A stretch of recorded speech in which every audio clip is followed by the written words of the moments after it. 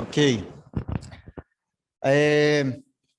Marcelo, gostaria que você contasse, né, um pouco da sua trajetória, apresentasse, né, e aí contasse sua trajetória, formação, né, onde estudou, né, ministério, né, e compartilhasse tudo isso. Também o uso da língua grega, também o seu estudo nesta área, a proposta, né, que você tem com crítica textual também, não somente crítica textual, né, mas também com relação a eu acho que é motivar mais e mais pessoas nesta área, tá? Então, gostaria que você compartilhasse um pouco disso.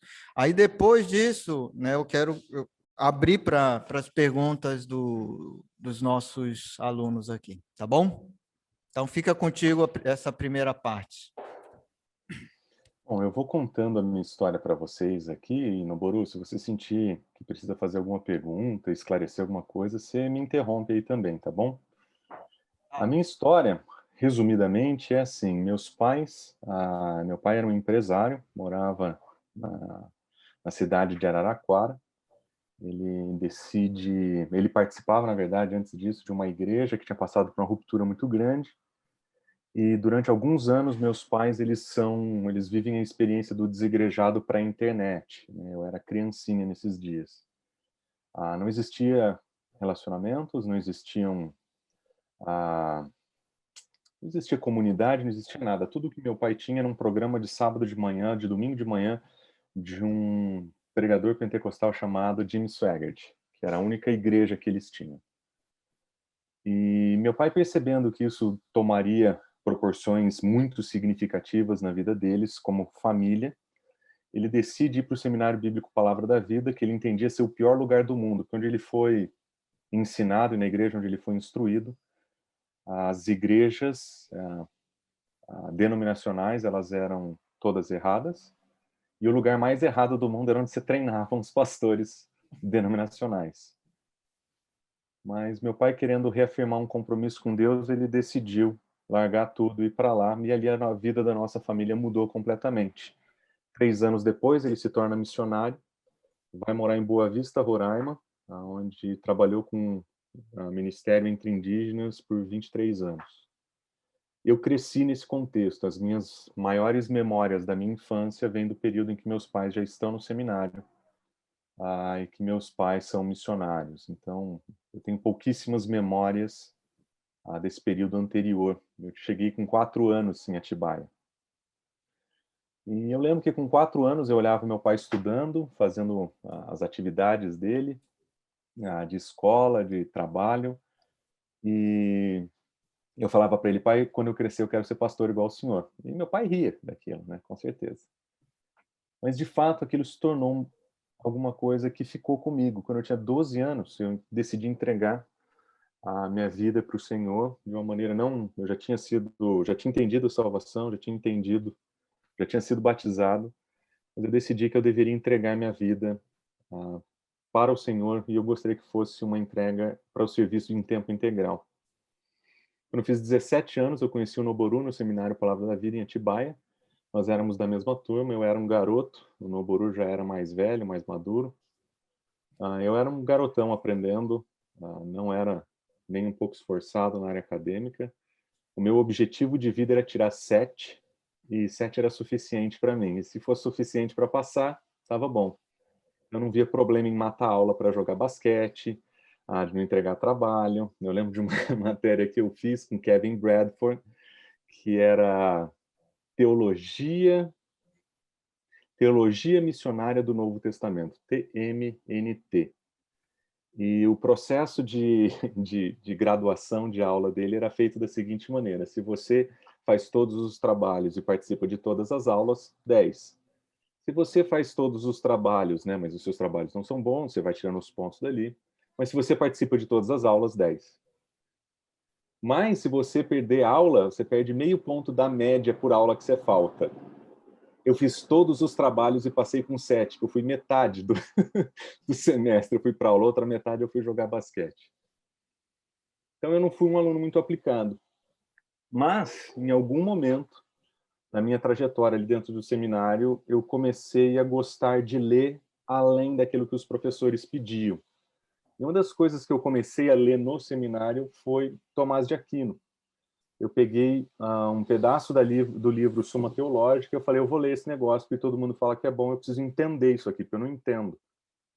E o desafio de entender algo que eu não consegui entender em uma versão bilíngue português-latim, aquilo começou a me incomodar profundamente. Falei, como é que as pessoas podem gostar desse negócio e se dar bem com esse negócio? Eu não consigo ler esse negócio.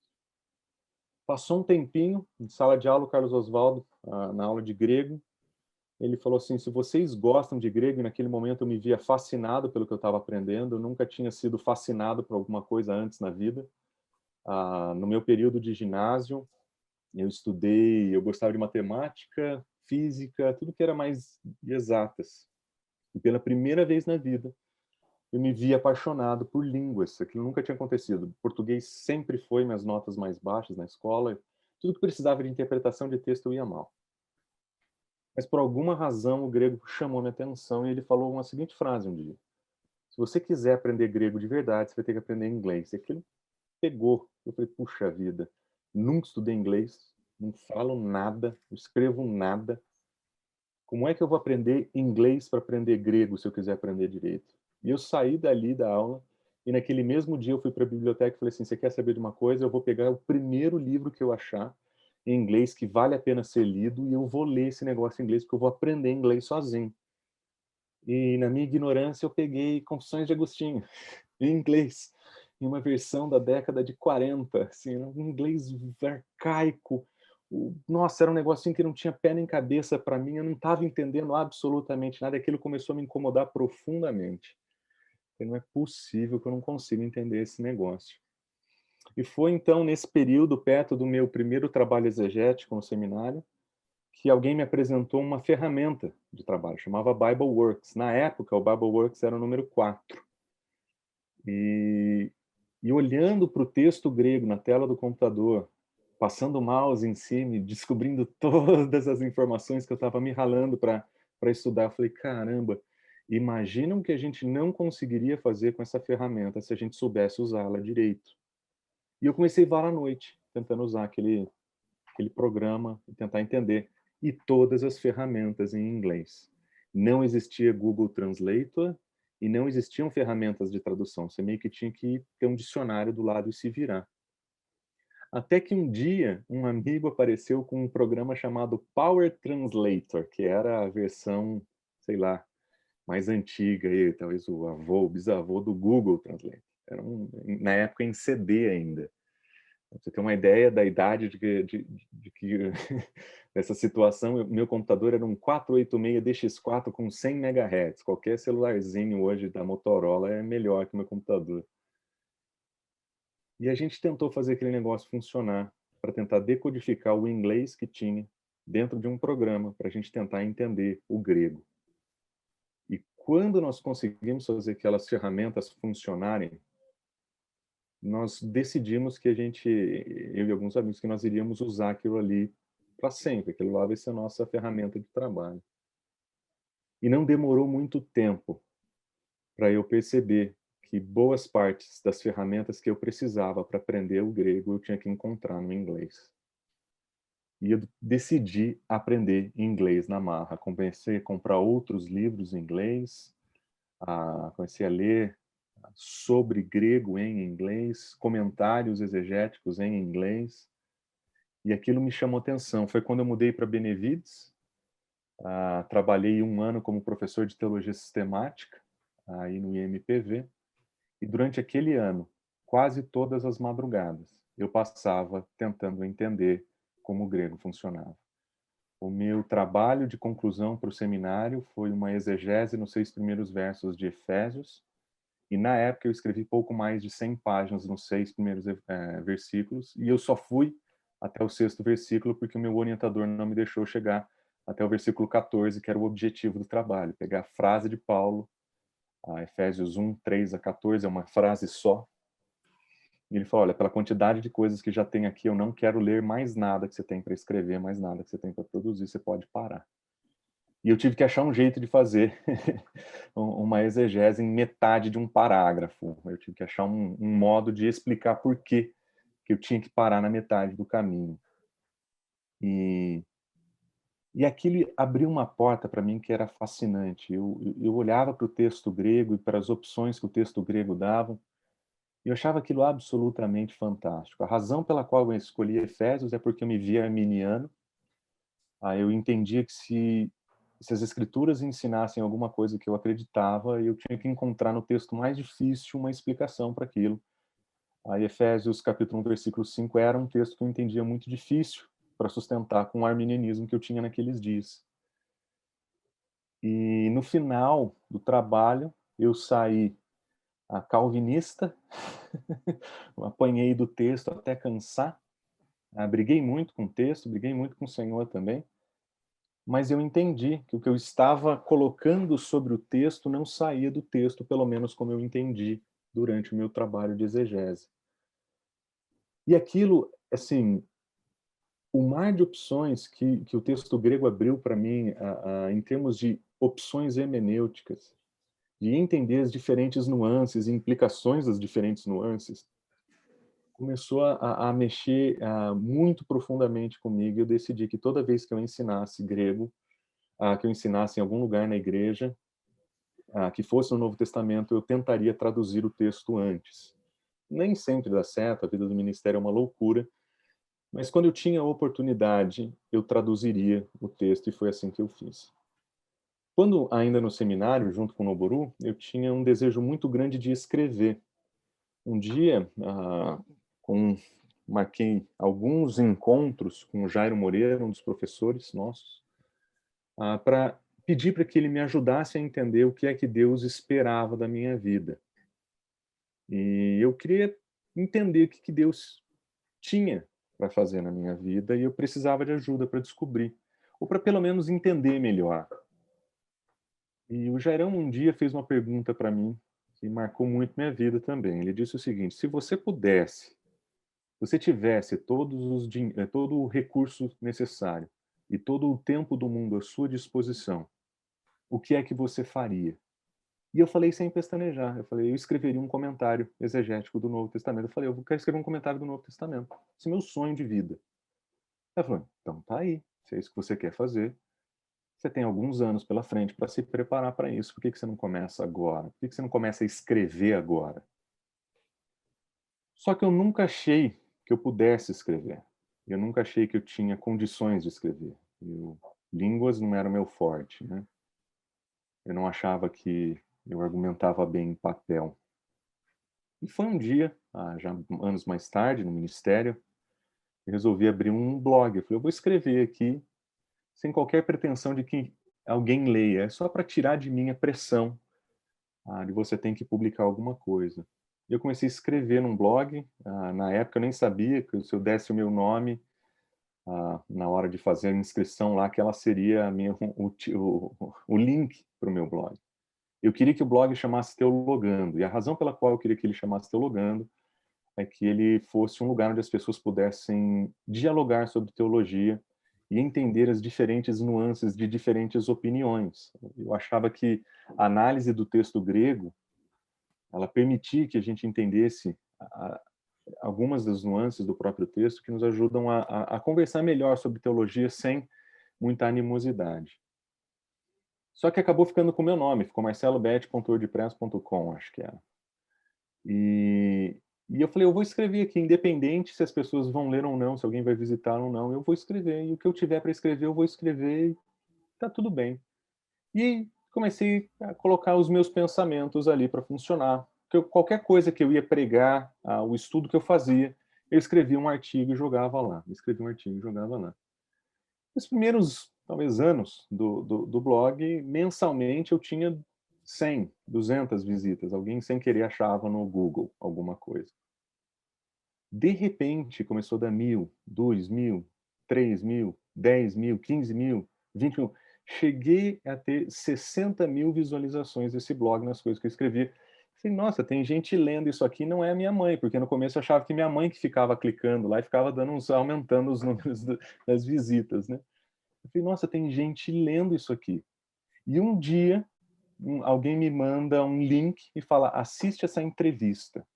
Era na época em que o Iago tinha um blog, ou vlog, nem sei qual era o nome na época, mas era um início de um canal de YouTube, no qual ele e o antigo companheiro dele, chamava Felipe, entrevistavam o Vinícius, do Voltemos ao Evangelho, antes da Fiel. E naquela conversa eles perguntam assim, o que você lê em termos de blog? Você tem um blog, mas qual blog que você lê? Ele falou, eu não leio nenhum blog, exceto o Teologando, do Marcelo Berti. E aí eles começaram a conversar sobre coisas que eles leram no meu blog. Eu nem sabia quem eles eram. Descobri ali. E vi que aquilo estava ajudando os caras, estava servindo os caras de uma maneira muito interessante. E que ele me deu um gás, fala assim, puxa vida, talvez tenha alguma coisa aqui que a gente possa fazer. E durante todo esse tempo servindo na igreja, ensinando sempre, a marca do meu ministério sempre foi o ensino. Eu sempre tive outras frentes ministeriais na igreja, mas um lugar onde todo mundo entendia que era o meu lugar, acabava sendo na sala de aula, na área do ensino. Não demorou muito tempo depois disso, a igreja entende que tinha a opção de me ajudar a crescer nesse desenvolvimento. Nós fizemos um projeto juntos, e eu acabei indo parar no seminário de Dallas, onde eu tive o privilégio de estudar grego de novo. Eu estudei mais 4 anos de grego, todos os semestres, com exceção de um, eu fiz alguma matéria relacionada a grego, pelo menos uma matéria. E foi lá que eu me encantei por crítica textual também. Na verdade, eu tinha me encantado um pouquinho antes, mas foi lá que eu aprendi melhor como funcionava. A história com a crítica textual começa um pouquinho antes, quando eu leio o livro O que Jesus Disse e o que Jesus Não Disse, do Bart Ehrman. E eu entendi que aquele livro precisava de uma resposta, mas eu não vi uma demanda para aquilo. Eu via que era o livro mais lido no Brasil, mas eu não via nas imediações da nossa igreja ninguém lendo aquele livro ou tendo problema com aquele conteúdo. Até que um dia chegou um homem mais velho da igreja, entrega o livro para um dos pastores e fala assim, olha, eu li esse livro, não sei responder, não me afeta, mas eu sei que vai afetar muitos jovens se eles lerem. E esse pastor chegou para mim e falou, olha, eu não sei o que fazer com esse livro, alguém precisa ler, a gente precisa responder isso aqui. Precisa ter alguma coisa para fazer com isso aqui, porque isso aqui tem chance de alcançar os nossos jovens. Mas a gente, assim, não tinha uma data, não tinha nada. Até que um dia eu fui para um acampamento, e nesse acampamento um jovem fala que estava a ponto de largar sua fé porque leu esse livro. Ele achava que não existia mais esperança para o texto do Novo Testamento, não existia mais confiabilidade, e se ele não pode confiar na conclusão dele, então Deus não havia preservado o texto, e porque ele não preservou o texto, então Deus não existe. Não era nem o texto nem inspirado, Deus não existe. E ali eu entendi que tinha uma demanda para crítica textual na igreja. E comecei a escrever sobre isso no blog e percebi que várias pessoas respondiam, algumas pessoas muito mal, mas algumas pessoas interagiam de uma maneira dizendo, nossa, eu precisava de alguma coisa desse tipo, a gente precisa de alguma coisa desse tipo. E foi então que apareceu uma pregação, a oportunidade de fazer uma pregação sobre esse assunto. Eu chamei a pregação de O que Ehrman Disse, o que Ehrman Não Disse, está disponível em algum lugar na internet. E nessa mensagem foi a primeira vez que publicamente eu falei sobre crítica textual, e desde então, eventualmente, alguém me chama para falar sobre o assunto. Mas eu sempre tratei isso como alguma coisa bem secundária em termos ministeriais. Fui para o seminário de Dallas para estudar com Daniel Wallace, porque eu gostaria de trabalhar com ele. Meu plano era ir para lá e servir, nem que fosse como estagiário no CSNTM, que é o Centro de Estudo dos Manuscritos do Novo Testamento, que é a instituição que digitaliza os manuscritos do Novo Testamento para pesquisa, pensando em gerações posteriores. E eu achava aquilo sensacional. E o único caminho para chegar lá era fazer grego tudo de novo, grego 1 e 2, só que tem que fazer com ele, tem que fazer com Daniel Wallace. Para fazer grego com Daniel Wallace, você faz em um semestre o que todos os alunos fazem em 2, e no segundo semestre você faz exegese. Então eu cheguei na aula número 2, sem ter feito a primeira parte do curso. Primeiro dia de aula, ele falou, abre em João, capítulo 3, versículo 5, lê e traduz para mim. E a gente tinha acabado de chegar lá, meu inglês todo enroscado, eu tinha que ler em grego e traduzir para o inglês. Aquilo foi um negócio, assim, eu fiquei nervoso e não saiu. Aí ele olhou para mim, assim, no meio da aula e falou assim, você tem certeza que você quer estar aqui? Eu falei, com certeza. Ele falou, então lê direito.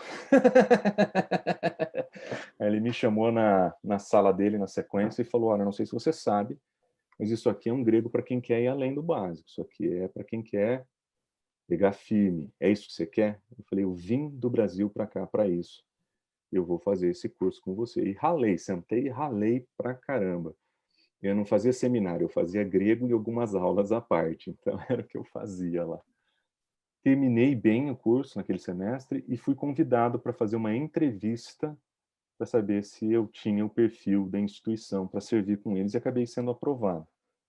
E nessa eu tive a chance de trabalhar com ele e com outros alunos da minha turma como estagiários, aí com outras pessoas que também serviam ali, que já eram parte do staff, gente que acabou me tornando, tive a oportunidade de fazer boas amizades ali.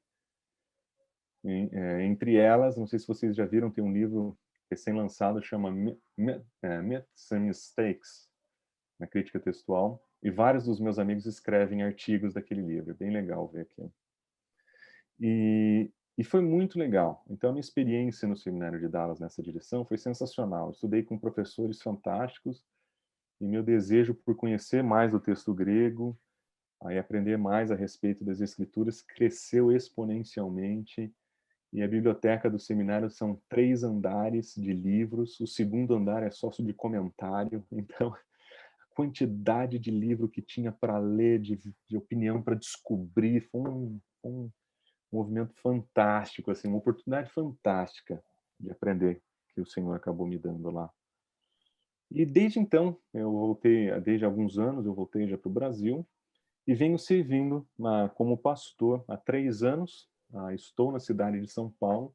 Comecei uma igreja aqui na cidade de São Paulo, nós plantamos uma igreja que, se o Senhor abençoar nos próximos meses, vai ser uma igreja plantada, com estatuto, CNPJ, né, tudo direitinho. Então, nos últimos 3 anos, eu tenho investido bastante aqui no discipulado e no evangelismo com a igreja. E pela graça de Deus, agora, no meio de toda essa crise e pandemia de distanciamento e tal, que é tão difícil para uma igreja pequena e nova, mas com a graça do Senhor, a gente está aqui em São Paulo. E esse aqui é o meu escritório, como vocês podem ver. Esse aqui é o lugar onde eu passo boa parte da minha vida. Mas é também casa de pastor de igreja pequena, é o quarto da minha filha. Então, do lado de cá, você pode olhar as coisas que ela estava aqui dando tchau para vocês há pouquinho, porque eu invadi o canto dela. Meu Boru, acho que é essa aqui, a síntese da minha história. Acho que eu até falei bastante, mas acho que é isso aí. Faltou alguma coisa que você queria ouvir, meu Boru? Não, era isso mesmo. Aí eu tenho assim, algumas coisas anotadas aqui, dentro daquilo que você falou, né? Sim, Você colocou a respeito da língua inglesa, do inglês foi fundamental para o grego, né? sim. Ah, eu acho que, assim, talvez não seja só para o estudo da língua grega em si, Uhum. mas hoje a gente tem, alguns vão falar, mas eu tenho o Google Tradutor, tal, não sei o quê. Continua sendo fundamental mesmo você ter o domínio da língua inglesa? Hoje nós temos uma quantidade de recursos em português muito maior do que tinha quando a gente começou no Boru. Então, se você lembra, livros de exegese, a gente não tinha esse material. Nós tínhamos as notas do Carlos Oswaldo, nós tínhamos livros que ele publicava com as notas dele, que eram livros de iniciantes. Assim, era quase o livro do Carlos era um esqueleto daquilo que poderia ser, que o Marcelo transformou no final. Então nós não tínhamos muitas opções. Naquela época existia uma distância ainda muito maior entre as publicações evangélicas e as católicas.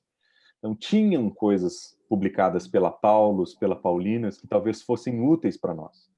Mas existia uma distância, assim, falar, será que a gente pode usar esse material e tal? Hoje melhorou o cenário. Eu acho que tem 3 coisas que fazem a melhoria desse cenário. A primeira foi que a gente perdeu um pouco de medo de olhar para as editoras que não são evangélicas. Uhum. Então, quando eu estive em Benevides, eu peguei livros do Raymond Brown na biblioteca aí, que é um autor católico, que é publicado pela Paulinas, eu acho. Então, acho que esse medo de encontrar outras publicações, acho que melhorou muito. Os seminários têm entendido que existem coisas boas publicadas e existem bons autores evangélicos que são publicados por editoras católicas porque as editoras evangélicas não encontravam mercado para isso. Então, quando você entrava numa livraria da Paulus no passado, tinha vários autores que hoje publicadoras evangélicas fazem. Acho que a segunda coisa que melhorou bastante nesse processo foi a acessibilidade de material. Hoje nós temos a internet e a internet viabiliza o acesso a conteúdos que nós não encontraríamos nos nossos dias, né? Nós não tínhamos esse acesso. A escola que a gente estudou não tinha internet. Uhum. Então, mesmo que tivesse conteúdo disponível, a gente não tinha como pesquisar o conteúdo disponível. Mas hoje não. Hoje qualquer pessoa com um celular tem. Sabendo procurar, entender onde estão esses materiais, tem. E desse material disponível, por exemplo, existem cursos inteiros de grego hoje disponíveis na internet. Hoje tem bons professores ensinando, que no passado não existia, isso não existia. Eu acho que abriu-se uma fronteira para se ensinar línguas originais na internet de um modo que era impensável há 2 anos atrás, antes da pandemia. Já tínhamos cursos, mas durante a pandemia que a gente percebeu que era possível. E, em terceiro lugar, existe o desenvolvimento de ferramentas, que acho que é muito diferente. Nós temos o Logos em português. Quem tem Logos em português, quem tem as ferramentas que o Logo apresenta, que já começou a trabalhar desde cedo, que já fez a sua continha lá e fica recebendo livro de graça todo mês, a quantidade de informação disponível é muito maior. Então, é possível aprender grego sem saber inglês hoje? É muito melhor do que foi. Mas se você quiser aprofundar, você vai ter que dar um passo a mais ainda. Nos dias do Carlos, o Carlos Oswaldo, ele falava que você tinha que saber alemão, que boa parte dos materiais estavam em alemão.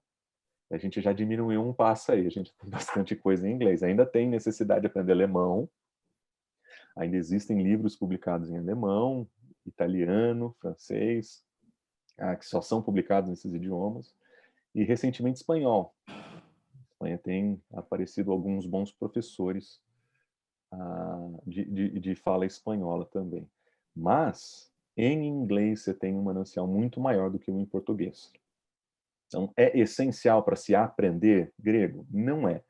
Hoje você tem muito mais ferramentas à sua disposição, e muito mais conteúdo disponível. Agora, você quer ir um pouquinho além, aí talvez você vai precisar ou de um seminário, fazer aula com o Noboru, por exemplo, é um bom caminho, ou aprender inglês e dar uma andada a mais. Mas não é essencial mais como já foi. Marcelo, nós temos aqui, firmamos uma parceria, já tem, acho que esse é o 3º ano, né?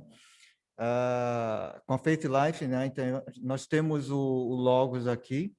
Então, os alunos, boa parte dos alunos aqui, eles estão com essa ferramenta, né?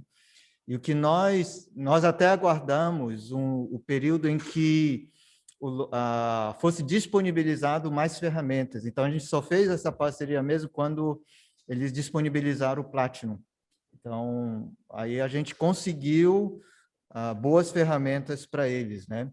E eu acho que os nossos alunos, né, e demais que aderiram depois, ex-alunos, tal, eles têm uma ferramenta fantástica nas mãos. E eu acho que é um passo já além, né, eu acho que da grande maioria, porque nem tem condições de ter essa ferramenta, porque é muito caro. Então, a gente tem um bom desconto que eles pagam mensalmente e até assim, está embutido até na mensalidade deles agora, né? Só que eu vejo um perigo também, né? Talvez alguns não estejam utilizando, acho que as ferramentas, né, dessa parte de exegese, né? E esse é o meu plano também para o 2º semestre, de mostrar um pouco mais essas ferramentas de exegese. Agora, não tem um perigo, Marcelo, de você ficar tão dependente dessa ferramenta? Bom, a gente aprendeu grego raiz, né? Tinha que ser na raça. Então a gente sempre é meio suspeito de coisas mais automáticas, né? Ah, eu acho que existe um perigo de você ficar dependente de uma ferramenta como o Logos. Especialmente porque o Logos é uma ferramenta automatizada. Alguém automatiza aquela ferramenta. Então, hoje, a boa parte do trabalho de identificação das palavras no texto grego, das ferramentas que você vai usar, são feitas por alunos de grego que estão espalhados pelo país. E, eventualmente, pode acontecer que um desses alunos cometa um erro. Eles são o que a gente chama de estagiário. Estagiário é aquele que faz o trabalho que ninguém quer fazer e está sempre errado quando faz, né? Esse é o papel do estagiário. Então, em alguns momentos, a ferramenta ela vai fazer coisas por você que você não faria sozinho. Mas em alguns lugares, você vai ter que prestar atenção que esse processo automatizado pode vir com erros e se você não conhecer bem a língua, você não vai conseguir identificar. Deixa eu dar um exemplo para vocês. A Logos é minha ferramenta de todos os dias, eu uso todos os dias. E eles têm algumas ferramentas para iniciantes, eles têm daquela publicadora Lexham, que é a publicadora da Fake Life, para vários dos materiais de grego básico, análise de discurso e assim por diante.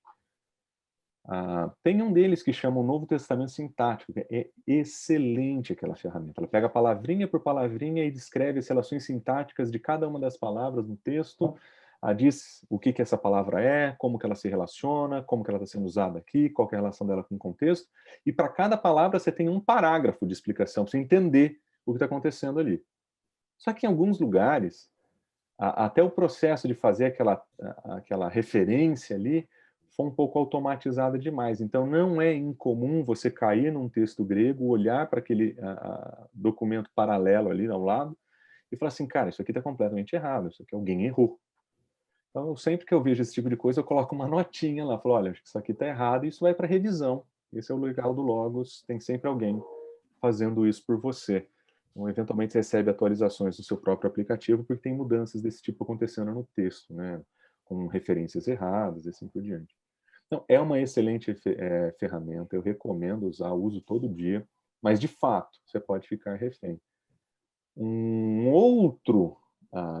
um outro lado, às vezes é melhor que eles fiquem reféns dessa ferramenta, que embora tenha sido curada por estagiários, do que ficar refém de alguns comentaristas em papel. Então, tem alguns comentaristas em papel, alguns pastores e professores no YouTube, que são muito piores. E sem uma ferramenta para você como essa, às vezes você ficaria refém desse tipo de informação. Então, de alguma forma, enquanto a gente não tem autonomia em uma determinada área do conhecimento, a gente está sendo refém de alguém. Se tiver que ser refém do Logos, que seja, porque vai ser melhor do que encontrar essa prisão em outros lugares aí.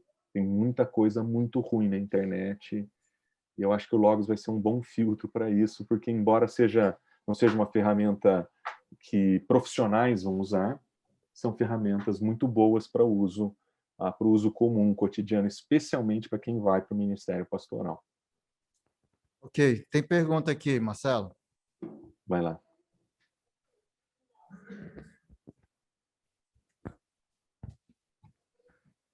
Oi. Tudo bom? A Você primeira é pergunta é: quando Primeiro, você qual que é vem seu aqui nome? Daniel. Oi, Daniel, tudo bom? Oi, Prazer. Você é de prazer. onde, Daniel? A primeira pergunta. Que eu tô com fim de perguntar. Eu estou morando em Manaus, mas eu sou de Legal. Rondônia. Então, Legal. meio que assim, né? Um pouco de Prazer te cada. conhecer. Prazer. A primeira pergunta é: quando você vem dar aula aqui no PV, ano que vem já, se você já está vindo, porque assim a gente precisa de você aqui. E aí ano que vem é meu último ano aqui, então, né, Tem dá que para ser, pegar né? ainda um pouco. Não, mas brincadeira, essa não é a pergunta. A pergunta é: você estudou todo esse tempo o grego e foi aos Estados Unidos e tudo mais, estudou lá também. E aí você citou uma coisa que eu achei interessante, que agora você meio que trabalhou com a implantação de uma igreja, né? E aí eu queria saber assim, Normalmente, quando a gente fala de uma pessoa que estudou grego e foi a fundo, a gente pensa um cara escrevendo um monte de livro num escritório, não num que está plantando uma igreja.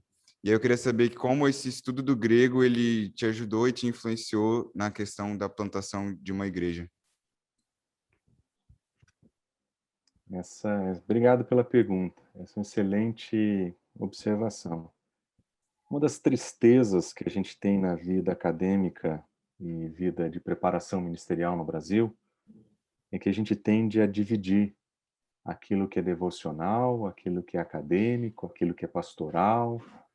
E essas divisões que ficam em todos os cronogramas que eu já vi por aí, ele dá uma falsa impressão de que aquilo que você aprende em matérias acadêmicas, elas não servem para o ministério pastoral. Então você fala assim, eu vou estudar hermenêutica. Você fala assim, para quê? Eu não preciso de hermenêutica. Na igreja eu preciso saber como resolver o problema das pessoas. Verdade.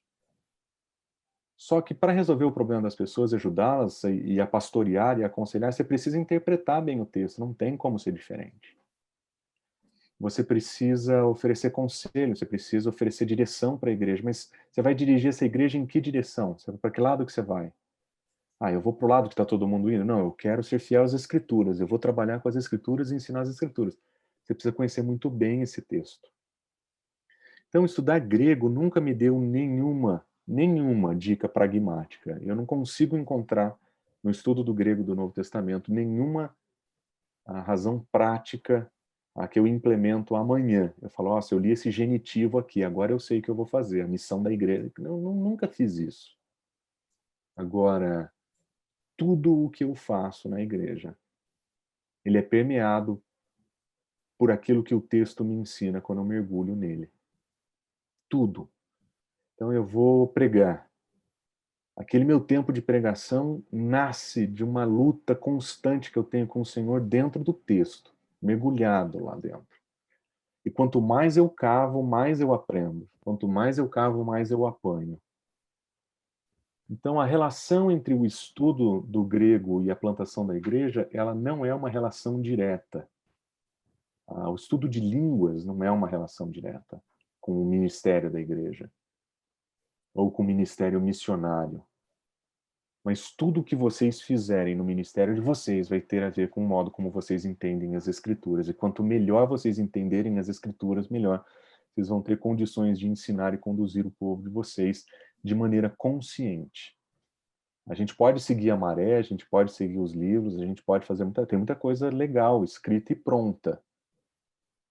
Mas quando você mergulha no texto e você encontra isso lá e você entende o que Deus tem falado, isso faz toda a diferença no modo como você faz o ministério. Eu tenho várias experiências com o Senhor de aprender lendo o texto, traduzindo o texto, de falar, puxa vida, eu estou em falta com isso aqui, ou é isso aqui que eu preciso melhorar, ou é isso aqui que a igreja precisa. Então, a relação não é direta, mas eu diria é essencial. Quanto melhor você conhecer a Deus, quanto melhor você conhecer as Escrituras, quanto melhor você conhecer o texto das Escrituras, melhor isso vai ser para o seu ministério. Melhor vai ser isso para a sua preparação ministerial.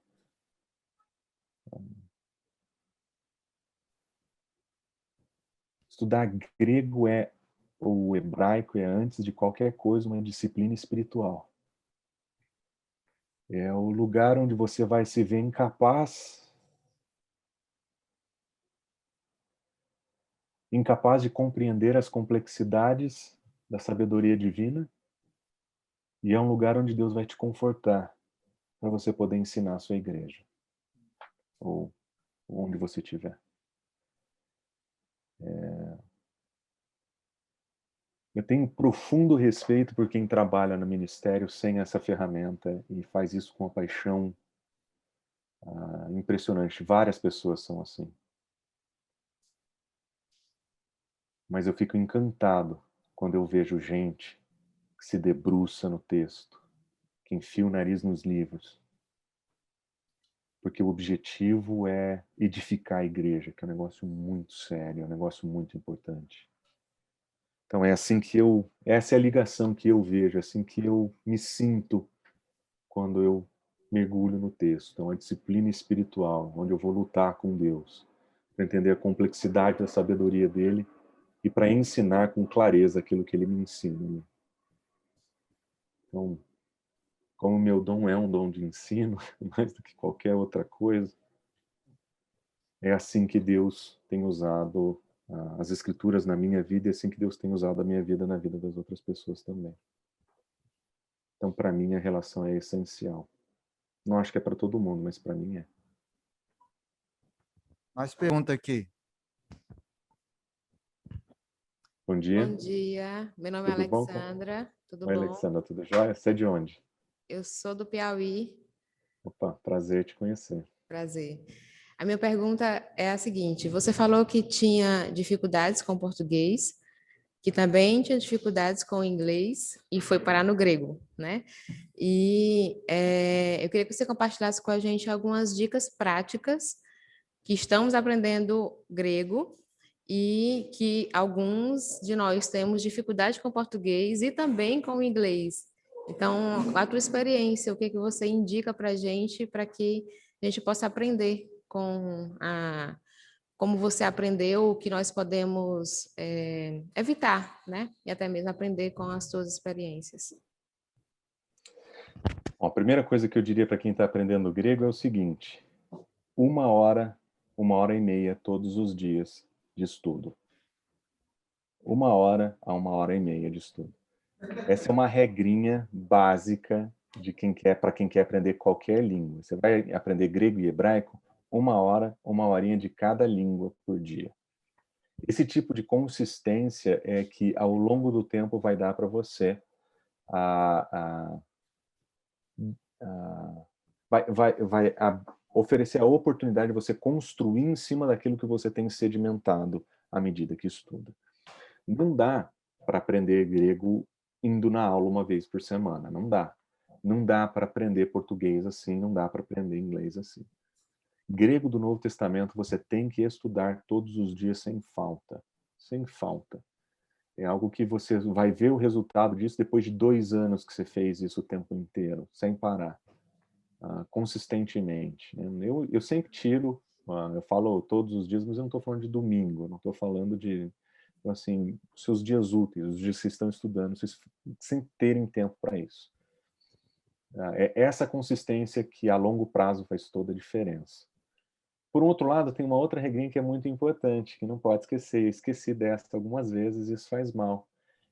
2 horas de grego por dia faz muito mal. Às vezes o seu limite é 1 hora, não é 1 hora e meia, mas existe um limite que o muito estudo faz muito mal. E eu aprendi isso do pior modo.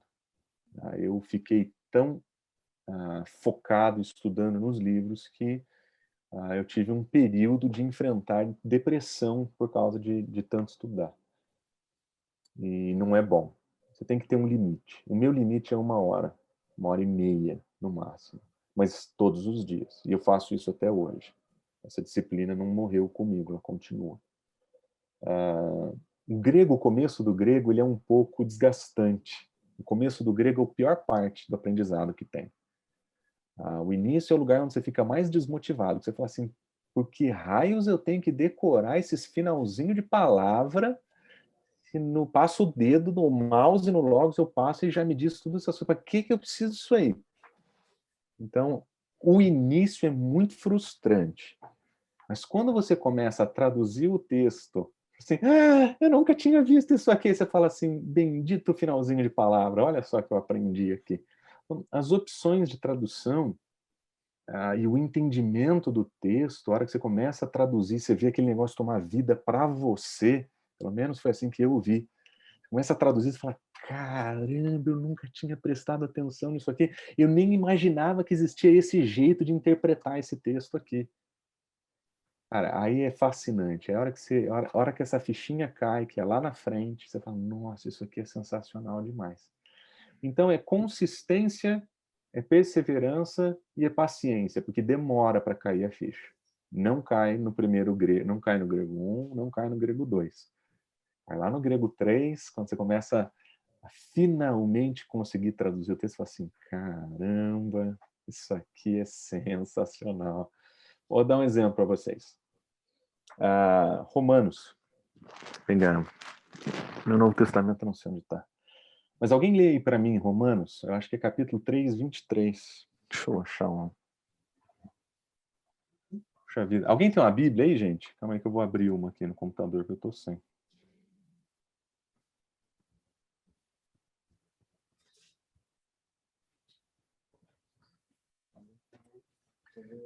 Como que está o grego de vocês? Está no início. Tá, então a gente vai ler junto aí, tá bom? Romanos, alguém abre aí junto comigo. 3:23, deixa eu ver se é isso aqui. Não, não é esse aqui não. Deixa eu ver onde é que tá.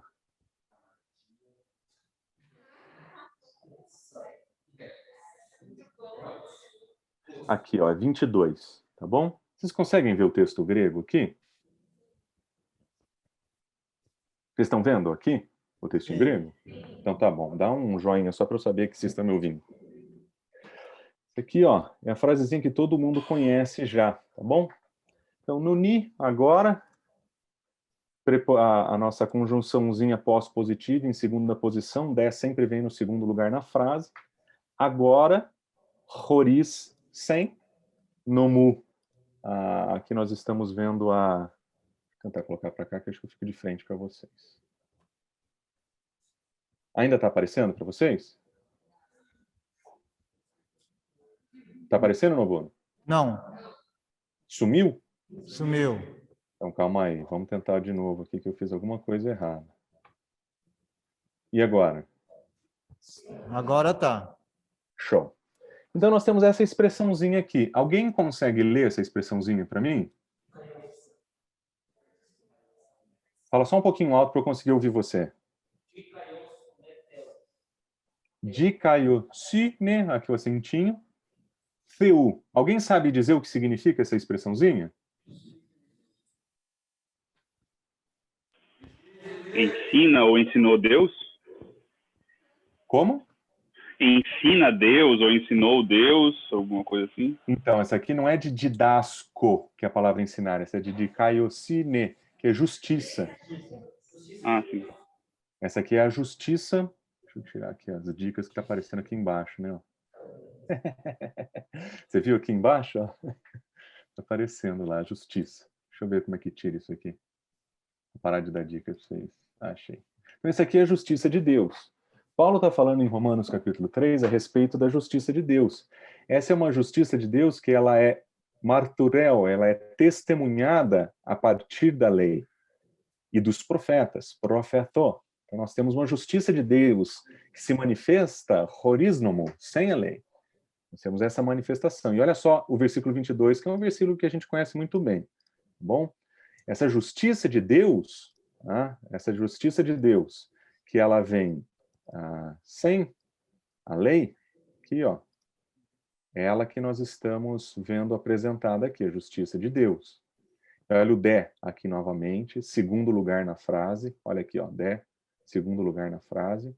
Sempre que você tem um de, você tem o início de uma nova sentença, fica a dica aí. Então você tem a justiça que é de Deus. Alguém lembra como que se traduz a preposição de a? Vocês já trabalharam com ela?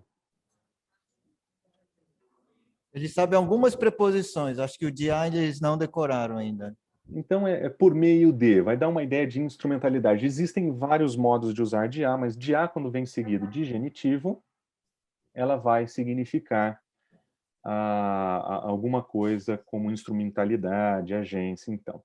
Então, essa justiça de Deus aqui, que vem sem a lei, que é testemunhada pela lei e pelos profetas, ela vai ser agora manifesta de um determinado modo, por meio, e olha só essa expressãozinha aqui, alguém consegue traduzir essa expressãozinha aqui? Alguém lembra da palavra pistis? O que é a palavra pistis? No Boro, traduz o pessoal aí. Eles falaram fé. É isso aí. Excelente. É a fé. Então nós temos fé. E agora, fé está em que caso? Essa aqui é a terceira declinação, vocês vão aprender mais para frente. Essa daqui, ela está no genitivo. Mas e essa palavrona, essa palavra não, essas duas palavras aqui? O que está escrito aqui? Isso. Jesus Cristo. Olha só que interessante. Essa justiça de Deus, que ela é manifestada sem a lei, mas ela é testemunhada pela lei e pelos profetas, essa é agora, ela é uma justiça de Deus que ela é manifesta agora, ela é apresentada aqui por meio, e aí nós temos a palavra fé e de Jesus. Se a gente fosse traduzir de maneira literal, nós falaríamos justiça, mas a justiça de Deus por meio da fé de Jesus. Abra o seu Novo Testamento em português. Alguém lê para mim esse texto em português.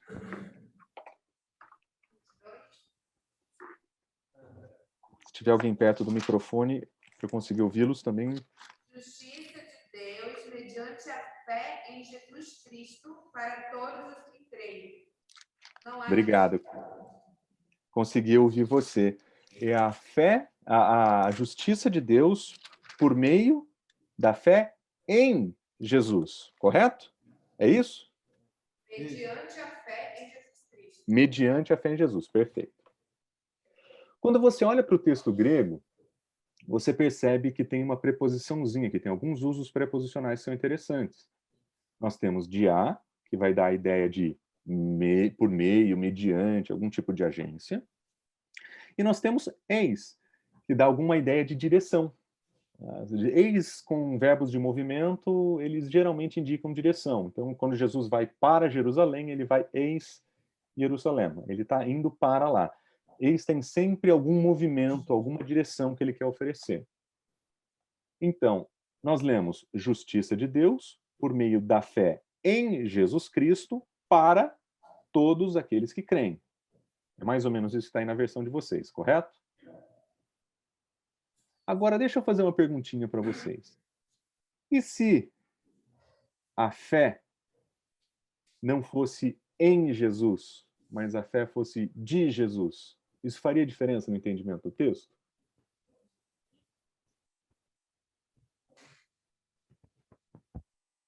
Noboru, me ajuda aqui, Noboru.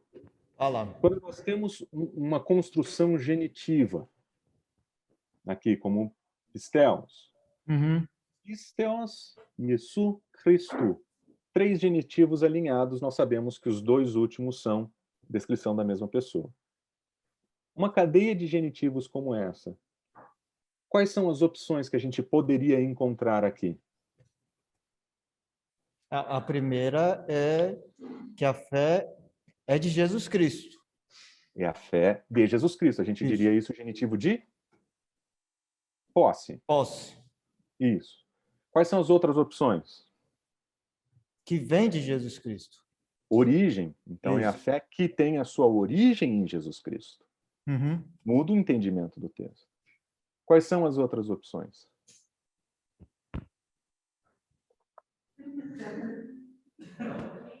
Oi?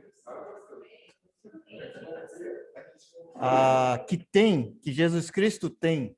A fé, que é aquela que ele tem, vai dar um pouquinho mais de posse, mas você poderia usar de qualidade. Sim. Uma fé como a de Jesus Cristo. Percebe que à medida que você vai lendo o texto e considerando as opções, de repente sua mente está fervilhando teologicamente? Você fala assim, se isso aqui significa origem, será que Jesus Cristo é o autor, aquele que faz com que a fé se origine no indivíduo? E aí, de repente, você vira calvinista. E você fala assim, cara, João Calvino está correto. A fé tem origem divina, é Cristo quem a dá. Olha aqui, nós estamos teologizando em cima de um genitivo. Se você fala, não, é a fé de Jesus, a fé que ele tem. Aí você está entrando em um terreno e fala assim, como é que eu vou explicar isso lá em casa? Como é que eu vou falar para as pessoas que, na verdade, a salvação, ela é demonstrada, a justiça de Deus, ela é demonstrada através da fé que Jesus tem? Mas tem 2 opções que são as opções mais comuns e menos conhecidas no começo do grego, são aquelas que são chamadas de genitivos verbais. Vocês não vão ouvir isso até alguns meses ainda do seu curso, tá bom? Mas o que é um genitivo verbal? Genitivo verbal é quando você tem uma construção de genitivos como essa, mas um dos termos genitivos usados numa frase, ele tem um termo cognato, que funciona como um verbo. Por exemplo, pistis, que é o substantivo, ele tem um verbo pistel, que é o verbo para crer. Então, em construções onde você tem um genitivo, a forma substantiva tem uma forma verbal, né, pistis e pistel, que está aqui embaixo, nós temos a forma participial dele aqui. Quando nós encontramos uma construção como essa, e nós vemos essa construção com a possibilidade de um entendimento verbal do substantivo, o genitivo ele pode funcionar de modo subjetivo e de modo objetivo. O que isso significa? Significa que ele pode descrever uma de duas coisas. Ou ele descreve a fé como o sujeito do processo verbal, ou como resultado do processo verbal, como objeto. Agora, volta para a sua tradução em português. Olha para ela. Nesse caso, Jesus Cristo é o objeto da fé ou ele é o substantivo da fé, a origem, no modo como está traduzido? Em outras palavras, Jesus realiza o ato de fé ou Jesus recebe o ato da fé? Ele recebe. Isso significa, queridos, que os nossos tradutores entenderam de maneira unânime que a fé, esse pisteos Iesu Christu, na verdade significa não a fé que Jesus tem, mas a fé que nós temos nele. Desse modo, a fé vai ter um processo verbal do qual Jesus Cristo é o objeto dessa fé. Então é fé em Jesus. Fez sentido? Alguém me dá um positivo ou negativo aí só para saber se eu tô com vocês ainda. Sim, sim. Fez sentido? Em outras palavras, nós estamos dizendo que a justiça de Deus ela se manifesta na nossa fé em Jesus para todos os que creem. Tá bom? Esse é o entendimento do texto. Mas e se nós usássemos o contrário? E se nós disséssemos que Jesus Cristo, na verdade, não é o objeto da fé, mas ele é o sujeito da fé? Olha como o entendimento do texto muda, eu vou traduzir para vocês, se fosse assim. Mas a justiça de Deus mediante a fidelidade de Jesus para todo o que crê.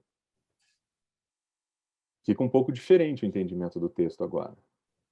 Agora a justiça de Deus não é mais baseada no meu ato de crer em Cristo e na fé que eu tenho nele. Mas a justiça de Deus é evidente por meio da fidelidade que Jesus Cristo tem em sua vida. E essa fidelidade de Jesus agora está disponível a todos os que creem. Fez sentido para vocês? Fez sentido para vocês? Sim. Esse é o tipo de coisa que nós encontramos no texto que vem interpretado para nós em português todos os dias e coisas que nós nunca veríamos se nós não tivéssemos voltado os olhos para o texto grego. Imagina se a fidelidade de Jesus fosse a demonstração da justiça de Deus. Imagina se a gente pudesse dizer, porque Jesus Cristo foi fiel até a morte, a justiça de Deus se tornou manifesta para mim quando eu creio. O entendimento do texto ganha uma nuance que talvez estivesse aqui o tempo inteiro, mas nós não vimos porque os nossos tradutores interpretaram essa parte para nós. Uma pequena construção, 3 palavrinhas. E nós temos reflexões teológicas para a próxima semana de aula. Se a gente tivesse uma semana de aula, a gente ia tentar rastrear esse pensamento em outros lugares. Esse tipo de reflexão teológica, ele precisa que a gente olhe para o texto com a devida atenção. E com uma atenção que, às vezes, nós não conseguiríamos encontrar se nós não tivéssemos ferramentas para pesquisar isso aí. Fez sentido? Fez sentido. Eles estão impactados aqui. Todos nós. A verdade, gente, é que tem muita coisa que a gente aprende olhando para o texto, quando a gente volta um passinho para trás e volta para ele na língua original. Tem muita coisa para a gente aprender aí, tem muitas nuances para a gente encontrar. São pequenos detalhes que, enquanto você está decorando os finaizinhos das palavras para entender o que um genitivo é, o que um genitivo faz, você fala assim, isso não é muito importante. Vai por mim. Isso é muito importante. Em breve, você vai estar fazendo o que eu fiz e falando assim, uau, achei um negócio aqui muito legal nesse texto. Eu preciso olhar para um comentarista para ver se eu não estou viajando. Preciso ler mais, vai ser muito da hora. Muito bom, Marcelo. Alguém tem a pergunta aqui? Quer vir fazer?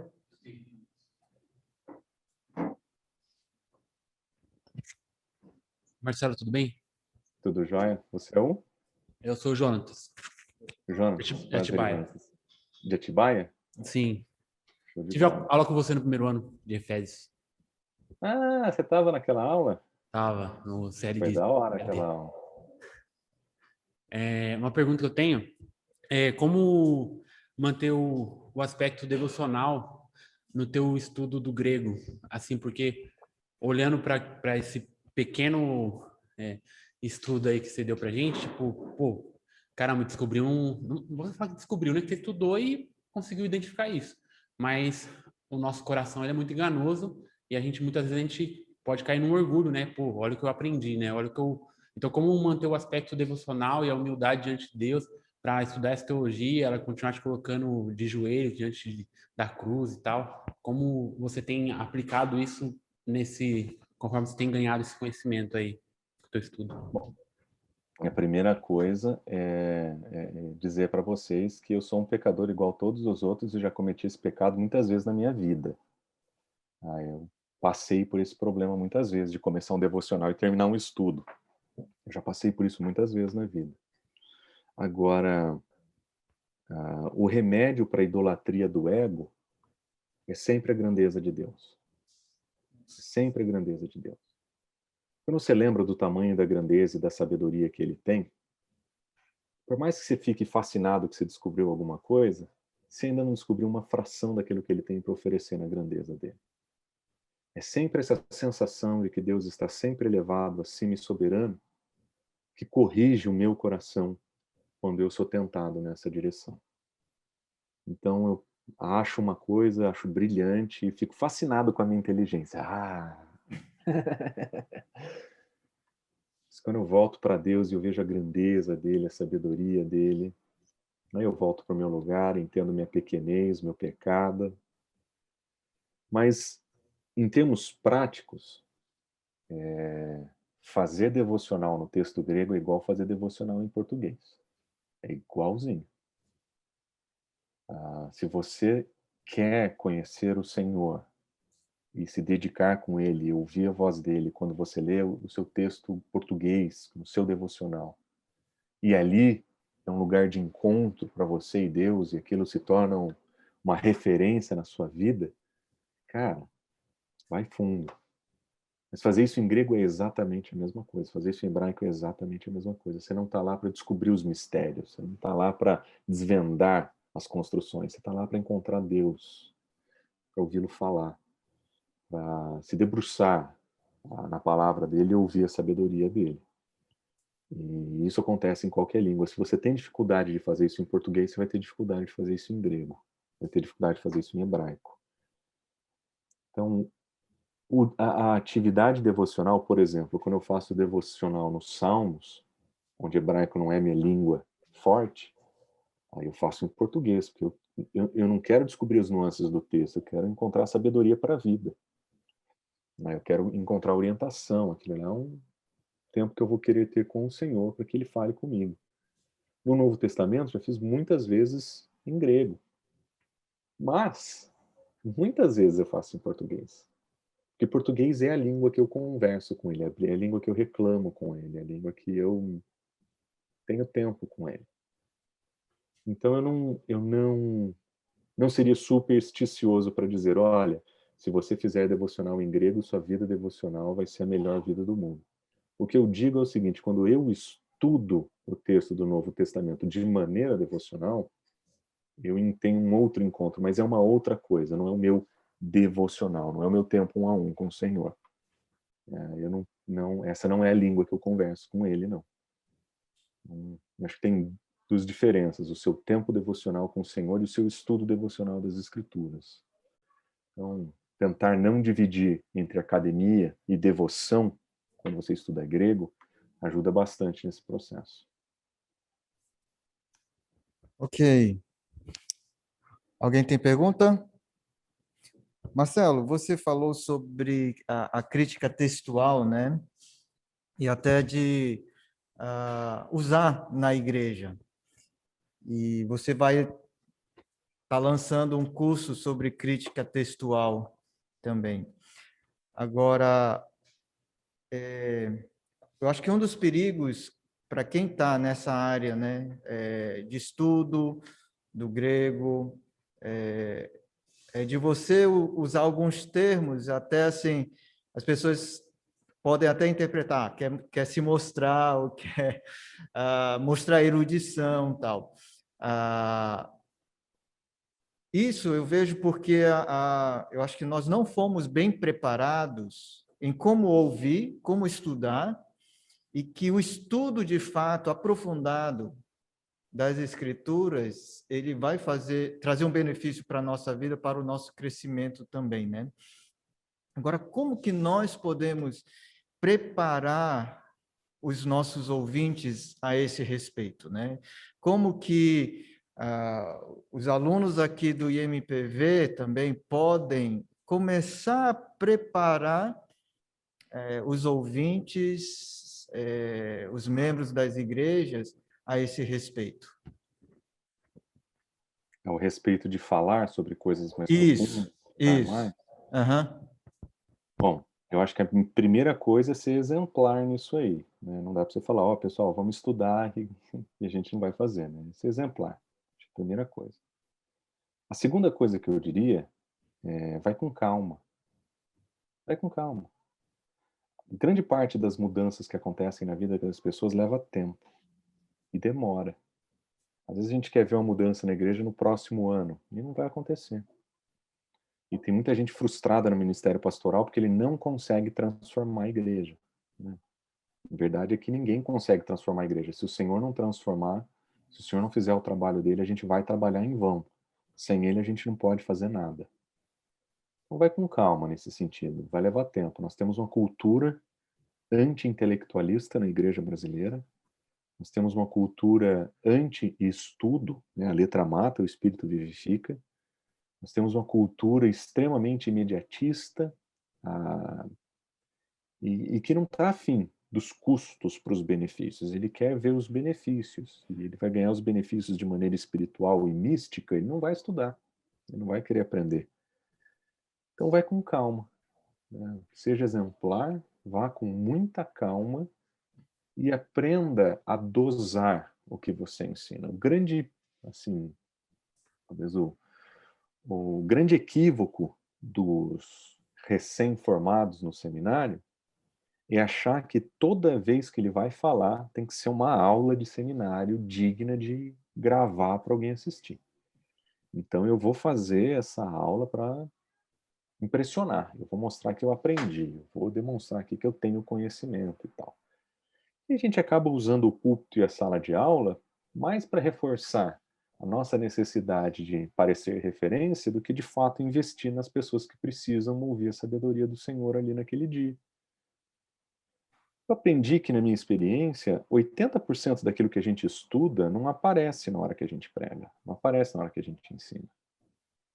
E o nosso objetivo não é mostrar o quanto a gente ensinou, é ajudar as pessoas a crescerem com o Senhor com aquilo que elas estão recebendo naquele dia. Então, se você ouvir as pregações que eu tenho feito nos últimos meses na igreja, você vai perceber que eu estou construindo alguma coisa com a igreja, eu tenho um ponto final, mas eu vou jogando em doses homeopáticas. Então, no começo do ano eu falei bastante sobre a necessidade da gente ser cristão fora da igreja. Segunda parte, eu falei sobre a importância de ser cristão no trabalho, e de como olhar para o trabalho com uma perspectiva cristã. Falei sobre Pai Nosso, e como o Pai Nosso alinha a nossa vida com Deus. Mas o conceito que colocam todas essas séries de mensagem em linha, e que cada uma das mensagens eu ofereço um pouco disso, é que eu quero construir com a igreja a necessidade de se perceber que igreja não é só dentro, é fora. E que existe uma necessidade missional da igreja, que existe uma invasão cultural que a gente precisa causar no mundo, que existe uma influência que precisa ser realizada a partir da igreja, e que não é uma revolução que acontece com passeata, é uma revolução que acontece com generosidade, com amor, com presença, com cuidado, com verdade. E ela é muito silenciosa, mas ela é muito efetiva.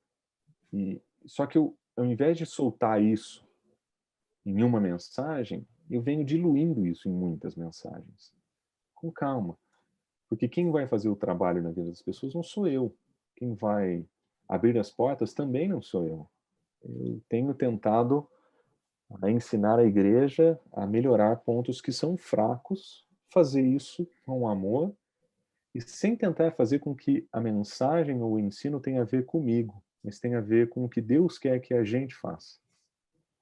Então, quando eu me incluo nesse processo de aprendizado público, eu participo com a igreja daquilo que Deus tem para fazer na igreja e através da igreja. Então, para se guardar desse desejo de aparecer e tal, eu diria, seja exemplo, eu diria, vá com calma, vai demorar, e não tenha a impressão de que você tem que despejar tudo de uma vez, todas as vezes que você sobe no púlpito. Eu lembro de umas primeiras pregações que eu fiz na igreja de Campinas, quando eu ainda estava em Campinas. A minha pregação tinha 10 pontos, porque eu queria ser abrangente o suficiente. A mensagem ficou insuportável, dava para fazer uma série de mensagens daquela mensagem. Porque eu gostaria de dizer, aquela era a única chance que eu ia ter no ano de pregar, então eu vou falar tudo que eu preciso de uma vez só. Não dá certo, não funciona assim. Então eu aprendi que a gente precisa dosar aquilo que a gente entrega, que é melhor que as pessoas recebam 10% do que a gente tem para oferecer e absorvam 100%, do que eu entregar 100% para elas e elas não absorverem nada. É melhor usar estrategicamente o ensino da igreja em porções homeopáticas, porque elas são muito mais palatáveis. E tenha paciência, o ministério é para a vida, é o resto da vida. Você não vai resolver amanhã todos os problemas que a igreja tem. Você vai pegar um por vez e cada um deles vai demorar um montão. Muito bom, Marcelo. Muito obrigado aí por essas dicas. A gente está terminando, mas queria saber planos assim de doutorado, você tem, como é que estão essas questões aí? E também, né, compartilhar talvez algum pedido, né, para a gente estar intercedendo por vocês. Bom, em termos de planos futuros, hoje é estar onde eu estou e continuar o trabalho que o Senhor tem me permitido fazer como pastor aqui. Eu gosto muito de estar onde eu estou e viver o presente muito bem, aproveitar a dádiva do agora. Então, meu plano é ficar aqui. Toda vez que o Senhor me muda de lugar, eu vou para o resto da vida. Quando eu fui para o Benevides, eu queria ir para o resto da vida. Situações não caminharam nessa direção. Quando eu fui para Campinas, eu fui para o resto da vida, e não foi assim. Quando eu vim para São Paulo, eu vim para o resto da vida, mas eu não sei o que Deus vai fazer. Eu tenho muita vontade de fazer um doutorado, muita mesmo. Mas eu também tenho percebido que o nosso ambiente brasileiro, a presença ou a necessidade de um doutor tem diminuído bastante. Então é alguma coisa que eu guardo como, quem sabe um dia, se o Senhor abrir as portas, não é algo que está em forma de plano na minha vida hoje, não. Em termos de oração, acho que vocês podem orar. Nossa igreja é uma igreja pequena.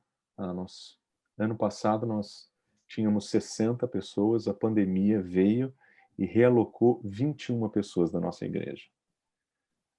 Quando nós retornamos os nossos cultos presenciais, foi assim, um certo baque ver que faltava 30% da igreja em um domingo. Assim, de repente, você não viu ninguém. Algumas pessoas novas chegaram, o Senhor tem aproximado pessoas da nossa comunidade, tem sido uma bênção. Aí nós vamos voltar novamente, depois desse segundo período distantes, nós vamos voltar presencialmente esse domingo. E igreja pequena, não pequena, mas a igreja recente. A igreja recente, ela tem uma desvantagem com a igreja mais antiga, é que as pessoas não tiveram tempo de desenvolver laços afetivos profundos. Nós temos pessoas que são bons amigos dentro da igreja. E pessoas que você fala que em dias de dificuldade um ligaria para o outro, sabe? Mas uma igreja pequena com pessoas chegando, uma igreja nova sem muita história, esse distanciamento tem sido muito cruel para a vida da igreja. Então a nossa igreja tem sofrido bastante com esse distanciamento. E São Paulo não facilita, que tudo é muito longe aqui. Então semana passada, a Gabriela, minha esposa, que é chefe do Ministério Infantil, né? Ela resolveu fazer o que ela chama de mimo, fazer um mimo para as mães. E ela foi entregar presente para cada uma das mães. Nossa igreja pequena, poucas pessoas para visitar. Ela falou, tranquilo. Uma das famílias morava a mais de 1 hora de distância da nossa casa. Então, ela gastou 2 dias para conseguir entregar esses mimos para essas pessoas, porque é tudo muito longe, é tudo muito longe. Então, a cidade de São Paulo, ela já tem os desafios normais de se encontrar. Em dias de pandemia, ninguém tem se visto senão de maneira digital. E isso tem sido muito pesado. Se puderem orar pela nossa igreja, esses são 2 pedidos que eu faria. Para que o Senhor cuide dos relacionamentos que estão sendo formados, porque relacionamentos na igreja são relacionamentos formativos, quando feitos, né, da maneira correta. E o segundo pedido que eu faria para vocês é: nós estamos perdendo muitas pessoas perto da gente nesses dias de pandemia. Nossa igreja sofreu bastante com pessoas, não na comunidade, mas pessoas da comunidade que perderam pais, avós, tios. Nós perdemos muita gente nesses dias. Então é um desafio. Nós estamos com algumas pessoas com familiares internados. Tem sido momentos bem difíceis para a comunidade. Então, se vocês puderem orar por esses 2 pedidos, eu acho que esses são os pedidos que eu tenho hoje. Ok. Marcelo, algumas considerações, talvez assim, né? Você tem a experiência também, né, do seminário, e algumas considerações aos nossos alunos aqui, né? Conselhos práticos para eles, né? O que eles devem evitar, né? Eles estão esse é o último ano, né? E tem outros que, por conta da formação integrada com a Unicesumar, eles estão fazendo uma outra formação, então eles ficam mais o ano que vem. Mas alguns estão saindo já este ano, né? Quais conselhos você daria a eles? Usem a biblioteca tanto quanto vocês conseguirem, porque vocês nunca mais vão ter tudo isso de livro perto de vocês. Aproveitem seus professores como nunca. Vocês nunca mais vão ter tanta gente bem capacitada do seu lado para fazer pergunta quando você sair daí.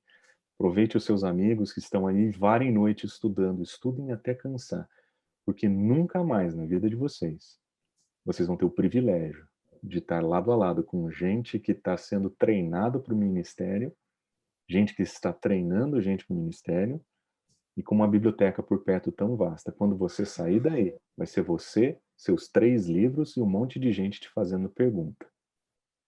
Você vai se ver perdido. Gasta tempo aí estudando, aprendendo, faça perguntas difíceis. Você tem dúvida teológica, aperta seus professores, porque essa é a hora de colocar a tua estrutura teológica para funcionar. Porque quando você chegar na igreja, você vai construir em cima disso aí. Se sua plataforma for pequena ou frágil, você vai ter grandes chances de fracassar. Ou de não se importar e abandonar tudo que você passou por aí, que tem muita gente que faz também. Mas se eu pudesse dar um conselho para vocês, Gastem todo o tempo que vocês têm aí para ler, aprender, a criar amigos. As pessoas para quem você vai ligar em dias de crise provavelmente estão nessa sala ou estão nesse seminário. Tem um monte de gente que está aí que você não gosta, que não vai com a sua cara, mas um dia vai ser para essa pessoa que você vai ligar. Então, trate de tratar bem todo mundo, de fazer amizade, de cuidar bem. Você não sabe qual que é o dia que você vai precisar dos seus amigos e vai ser alguém daí que vai te ajudar. Alguns de vocês vão ser missionários. Quantos de vocês estão se preparando para serem missionários? Levanta a mão. Ó, vocês que são missionários, vocês têm uma razão a mais para fazer amizade com o resto dessa classe. São esses pastores dessas igrejas que vão sustentar vocês lá.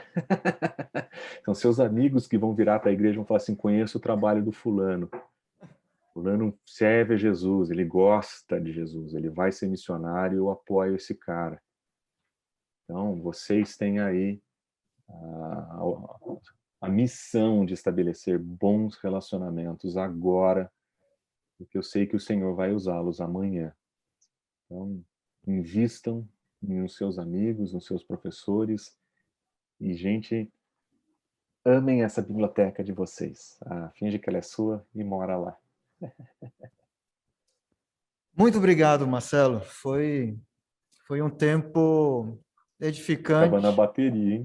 Oi? Tá acabando a bateria da tua câmera. Parece. Mas muito obrigado. Foi muito bom ter esse tempo. A gente tem procurado, né? Eu tenho procurado incentivar também alguns a entrarem lá na crítica textual para fazer o curso. Eu acho que é importante. Eu lembro alguma coisinha só. Eu procuro falar rapidamente nas turmas de grego, porque aprofundar de fato é difícil e pelo pouco tempo que nós temos também, né? Mas eu quero, assim, investir um pouco mais de tempo nisso, porque é importante para o meu crescimento e o crescimento também dos alunos aqui. Então, muito A dica obrigado. fica aí. O curso que está disponível em 5 aulas pelo 2 Dedos de Teologia tem material de aluno. São 200 páginas de material de aluno. Não vai ser falta de informação para essa jornada.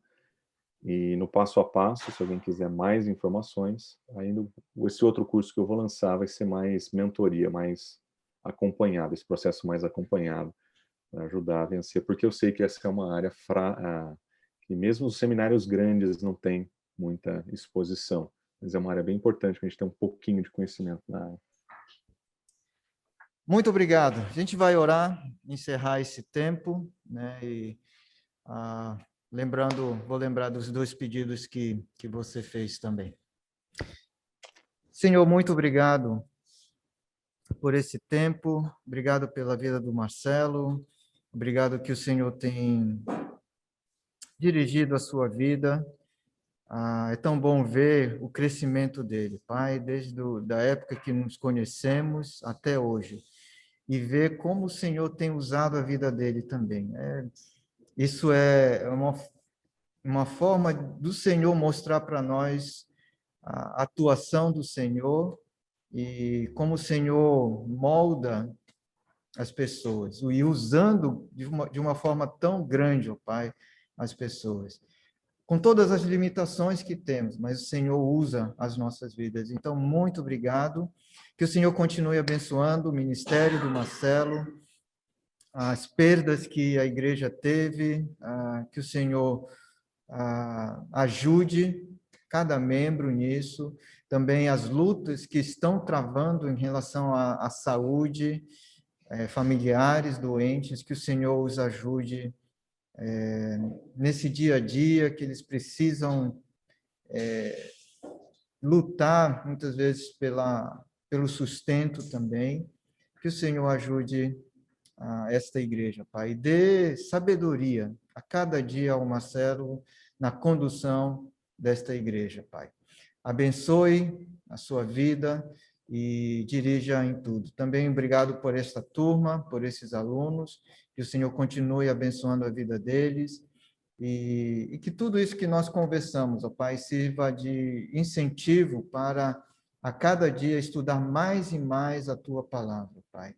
mais e mais estudar a tua palavra, utilizando as ferramentas, o grego, o hebraico, e cada dia crescendo no conhecimento do Senhor. Muito obrigado por este tempo e que o Senhor continue dirigindo os nossos passos neste dia. Oramos em nome de Jesus. Amém. Amém.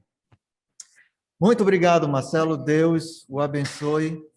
Valeu, pessoal. Obrigado pelo privilégio de estar com vocês. Até a próxima.